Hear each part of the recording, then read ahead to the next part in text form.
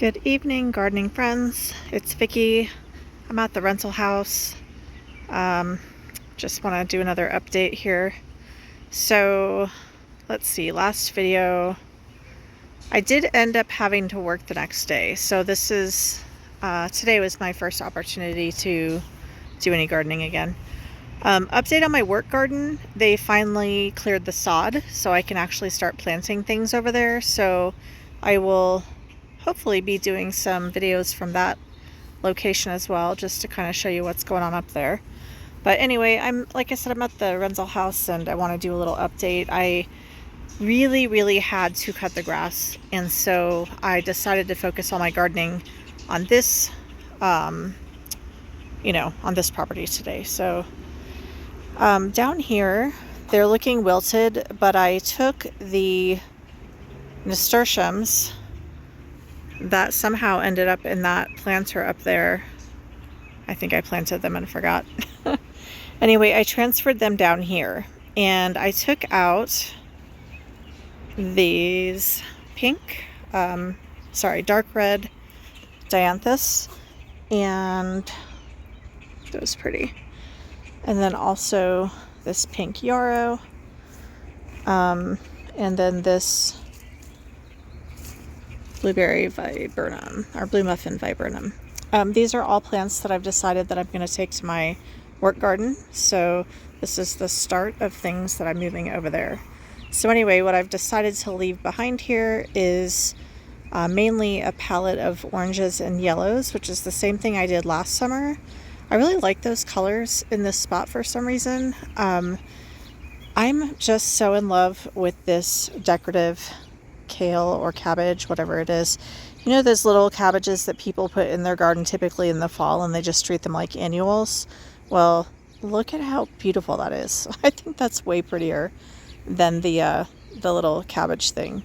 So anyway, I'm going to keep doing that for years to come because I really enjoy it.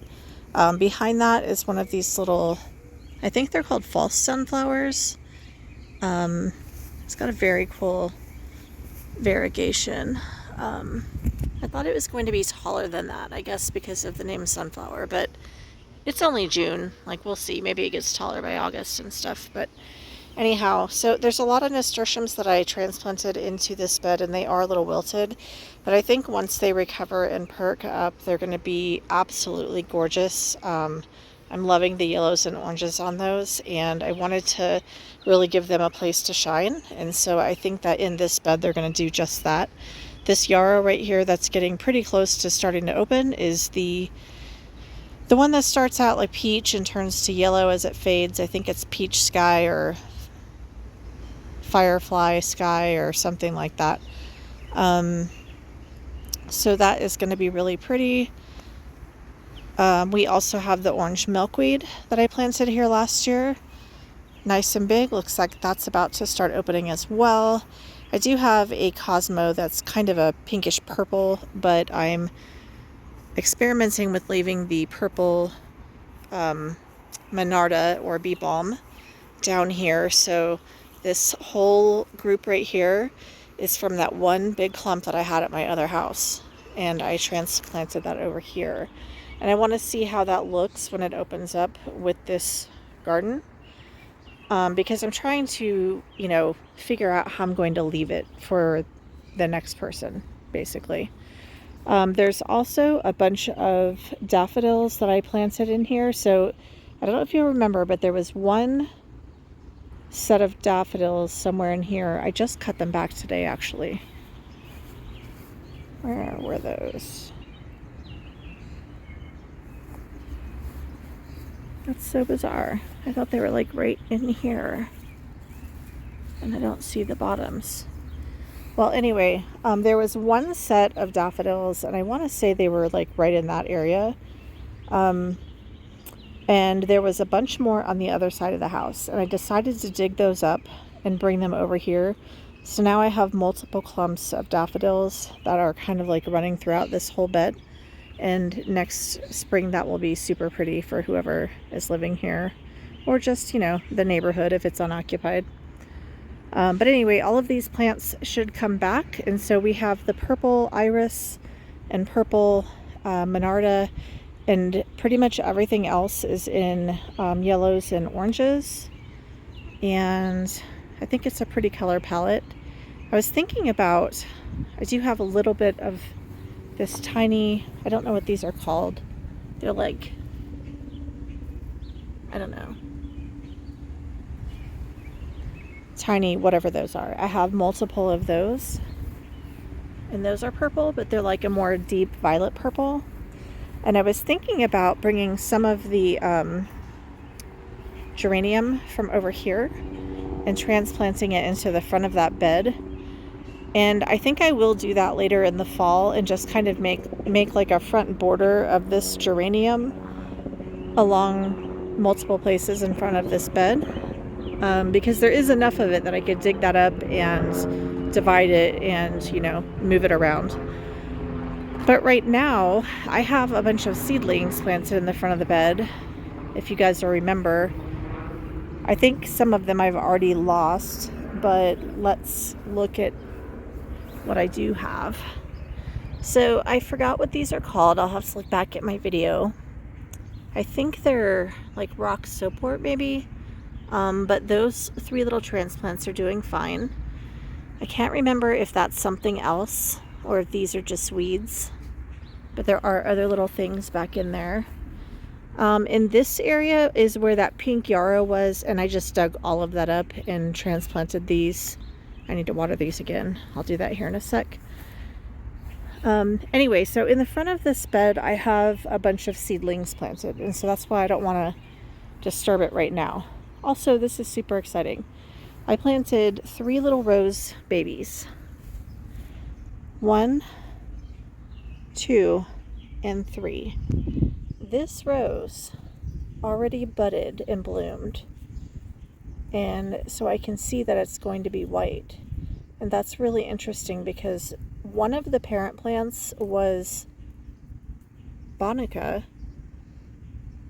which I'm fairly certain is pink. And I don't know what the other parent was of that particular seed. That's what's so fun about growing roses by seed, is that, you know, most of the time you don't know what kind of combination you're going to get. So this is a teeny little baby. I mean, it's probably only 3 inches tall, and it already put out a little white flower. So I think that is very cool. Again, we have that really pretty sedum climbing along the back wall there. I love that. These are some of the plants that were in those clearance pots that I bought at like last fall. They were like $5, but it was like a giant pot full of plants. I mean, there must have been 8 different kind of plants in each pot, and I bought multiple pots. So that's where these little purple flowers are coming from. And then I think some coreopsis, and this is a weed. I don't know what else. Like, I don't know what this is, but that's cool looking. So there's multiple things. These right here, I'm pretty sure are my poppy seedlings. There's multiple of those. I keep finding tree seedlings. I'm not sure what that one is, so I'm going to leave that. So again, later on in the season, in the fall,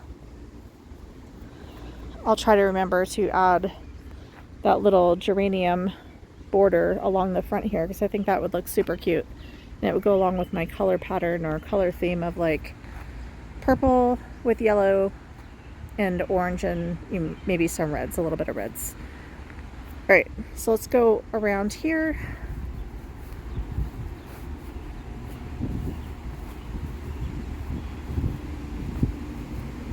I want to show you that bed that I was working on in my last video around the tree.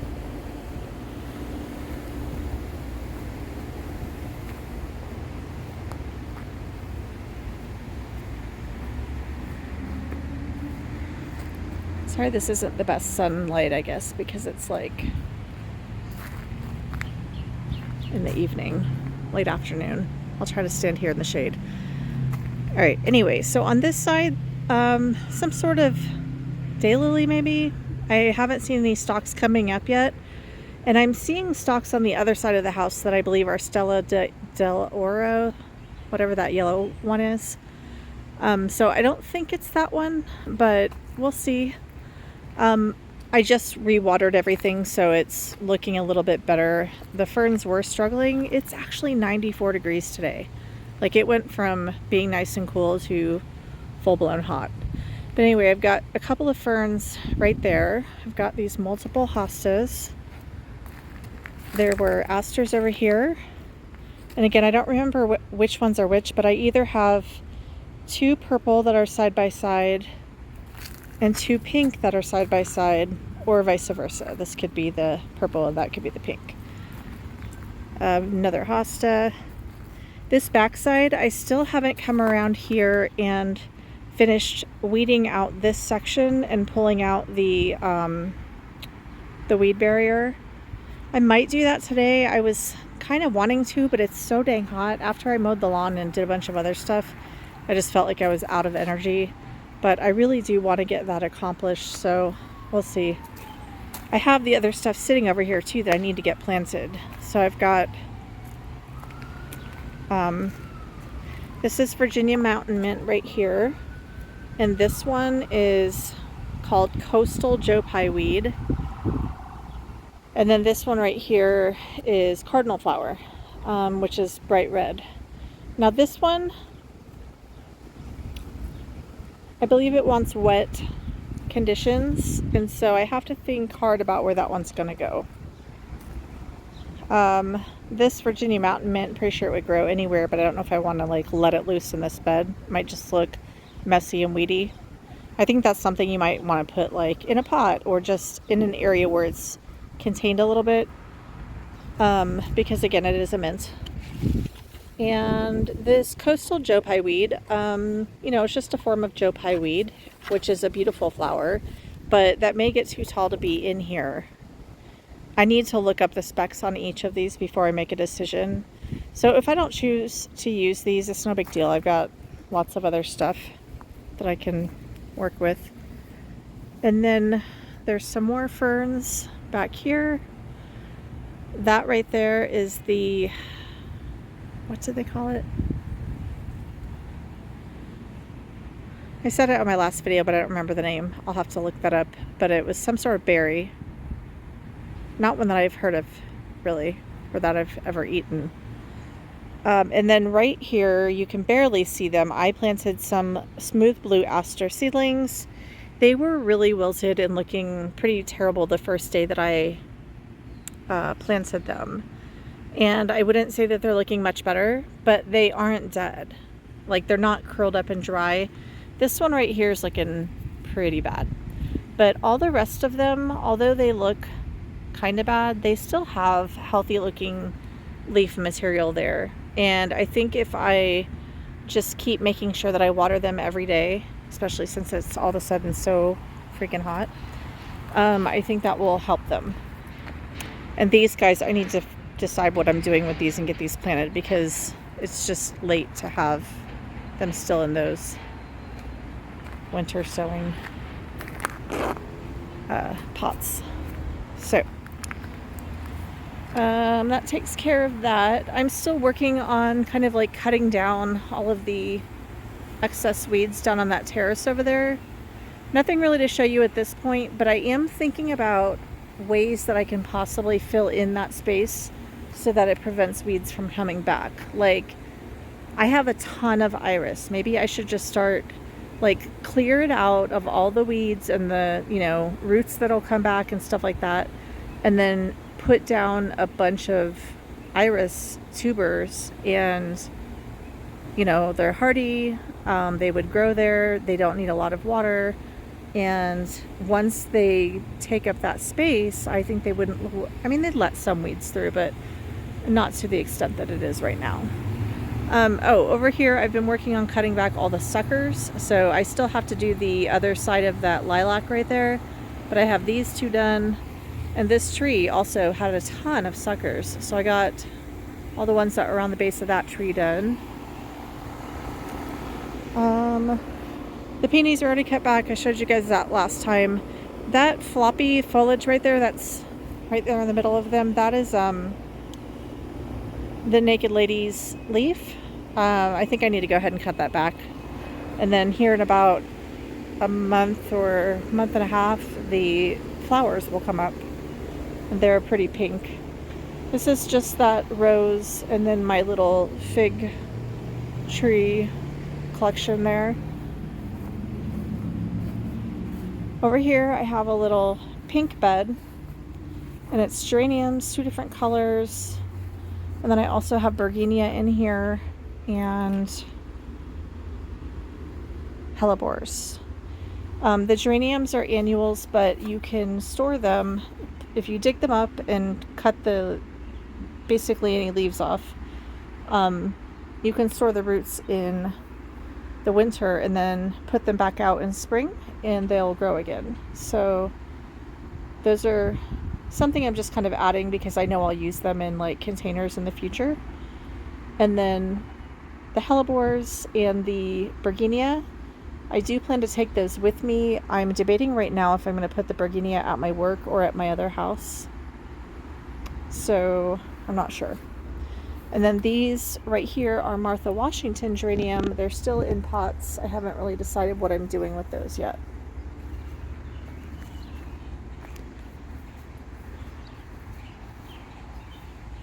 The only other part is down here. This area is a little bit of a mess. I still haven't gotten this rock wall weeded properly. But I'll try to show you what this area looks like. So this is the iris that, again, just kind of looks like it's been there for decades. I've tried to dig some up and it was super hard.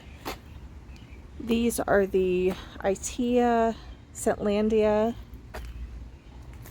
And then in this little pot, I have some creeping thyme that I need to transplant, otherwise it's going to die. In fact, it's looking like it's kind of dying. Probably got way too hot for it today. And then there's a ton of lily of the valley over here. This was just all stuff that was already at this house. Up there I planted a bunch of ferns. I'm going to take some of them with me. I'll leave some of the ostrich fern, which is in the back corner. That's the tall one. But the ones that are kind of like on the sides, that's Japanese fern and lady fern. Lady fern is a native for us, and I want to move those to my other house once I have water again. But right now I'm just leaving them here because I can't water them at the other house and they're just going to die. This area has that same sedum growing in the rock. That looks really pretty. And then lastly over here we have that pretty geranium. I don't know specifically what type this is, but it's a lot bigger than it was last year. Let me tell you what, last year it was probably like maybe a third of that size. I feel like it's at least doubled. Yeah, it's probably doubled. I don't think it was tripled, but it's really big. So I'm definitely planning to dig some of that up and move it to other areas. It's really pretty. Oh, this is one of the things I wanted to add to that tree bed. So I'm going to add some of this around the tree and, like I said, to the border up there. I think that'll look pretty. Then I have 2 more of the Itea bushes over here. These 2 are not blooming. One of them was transplanted in spring and the other one was kind of buried under, I'm trying to remember if it was like buried under that geranium and I moved it, or if it was like buried under grass. I don't remember. But both of those basically were kind of overrun. Like one of them was in the lily of the valley and the other one was, I think, in the geraniums, and they just didn't get much light, I guess. So they're not blooming. But foxtrot pennisetum grass, that will eventually get about 4 to 5 feet tall with these really cool foxtail plumes on them. And this is a juniper of some sort. I moved it back about a month ago and I like the position much better. And it looks a little barren on this side, but I see new growth starting to come in on this side. So I think it's going to fill out nicely, and now it's just better positioned in that spot. So that's it for the little tour today. Tomorrow, if I do another video, it'll either be at the other house or possibly at the work garden. So I'll catch up with you guys then. Bye.